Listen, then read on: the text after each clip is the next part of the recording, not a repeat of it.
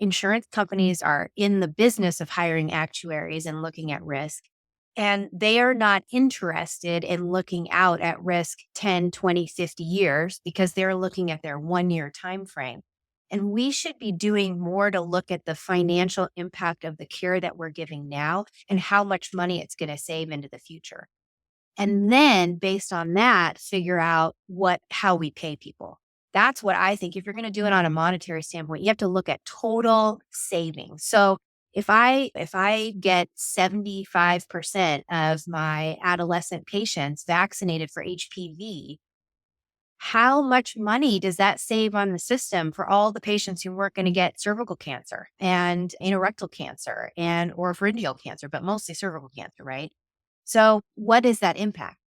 So I think that's where, if you're really going to look at shared savings as the model, that's where it should be going. I think that's impossible. Okay. So you're going to have to go humor me and listen to Okay.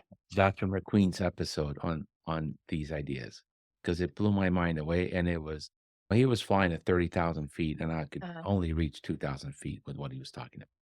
It was just it was another level. We agree.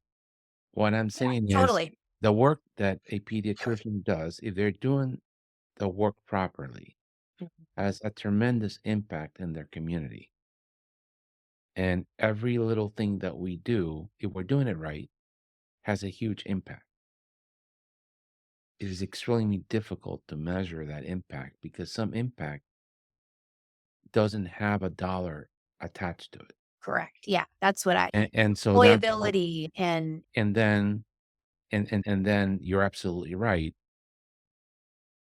It's foolish to talk about shared savings when we're not spending enough to prevent disease. yeah, And so we're just shooting ourselves in the foot. you're We can have a defining, short-term save, but a long-term huge spend. yeah. And you're saving because you're changing from the acute care, sick care model to a preventative care model. But the preventative care model is really where we should be, right? So why are we measuring savings going away from what we shouldn't be doing? Why don't we just pay people and reward people for doing what they should be doing? And that's what I see as value-based care. I think what they do is just like with anything in medicine, they take the adult model of Yes, something and try to 100%. filter it down and squeeze the pediatric world into that model. And it never works. Just like the adult ERs back in the day, they should see children. We've already proven that you should have pediatricians in the ER. Same Yeah. thing with the hospital. And the reason Yeah, that you're 100%. see the quality part of it, the QIP programs, they really do your checkups and you pass this metric, you will get X amount per member per month as a bonus to the practice.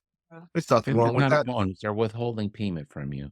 And then Okay, if they want to, they'll give it to you, but they can take it away anytime. correct. Yeah, So, that is the biggest problem too. They can take it away anytime, right? So what happens with practices is they go into a model and they're sucked in because it's okay, this is extra money on top of what we're going to pay you. But then when the contract is up, they cut their fee for service payments and they say, oh, we're going to give it back to you on the value based side. Okay. And then with the next contract, they cut the value based offer.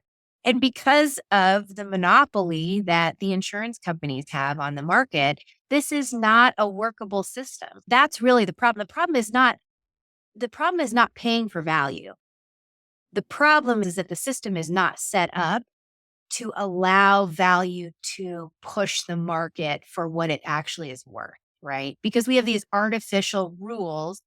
We have monopolies with huge areas of the country that have predominantly one insurer that has a monopoly over the system. We have laws in place that say you must provide care in emergency rooms and those kinds of things. We have laws in place that say you have to provide the same level of care to all patients, no matter what their insurance is. So we can't do that piece that you were talking about, Herb, with the I'm not going to pay for a first class ticket and I'm not going to pay more Right. for X, Y, or Right. Z. So we have all these artificial rules that suppress the market from really allowing us to value what it's actually worth.